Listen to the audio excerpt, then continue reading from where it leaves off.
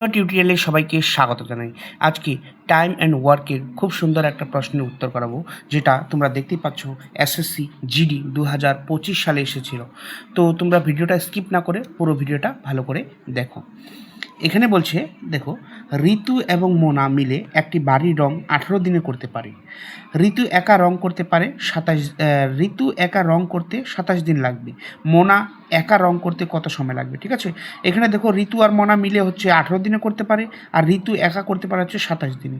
মোনা একা রং করতে পারে কত দিনে? তো এখানে দেখো ঋতু আর মোনা, ঋতুটাকে আমরা আর ধরি, ঠিক আছে, আর মোনাটাকে এম।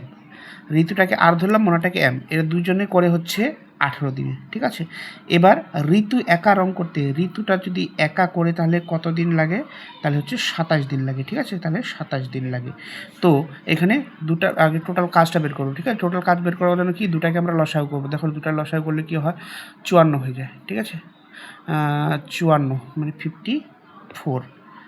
দুটা লসাগু করলে কত হয়? 54। দেখো 3 18 54 আর 27 দুগুণে 54। ঠিক আছে, 3 18 54, 27 দুগুণে 54। তার মানে দুজনের কর্মদক্ষতা হচ্ছে 3, আর ঋতুর একা হচ্ছে কর্মদক্ষতা 2। এবার আমাদের মোনারটা বের করতে বলছে। দেখো এখানে বলছে মোনা একা রং করতে কত সময় লাগবে। ঠিক আছে, এখানে তোমরা লক্ষ্য করো টোটাল কাজ হচ্ছে কত? 54। টোটাল কাজ হচ্ছে 54। ঋতু আর মোনা দুজনে মিলে হচ্ছে কর্মদক্ষতা 3, আর ঋতুর একা কর্মদক্ষতা হচ্ছে 2।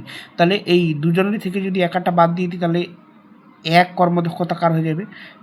মোনার। ঠিক আছে, এক কর্মদক্ষতা কার হয়ে যাবে? মোনার। এখানে আমাদের মোনারটাই বের করছে। মোনা একা রং করতে কত সময় লাগবে? দেখো 54 হচ্ছে টোটাল কাজ। এটা মোনাটা যদি একা করে, ঠিক আছে, মোনাটা যদি একা করে তাহলে কত দিন লাগবে? 54 দিনই লাগবে।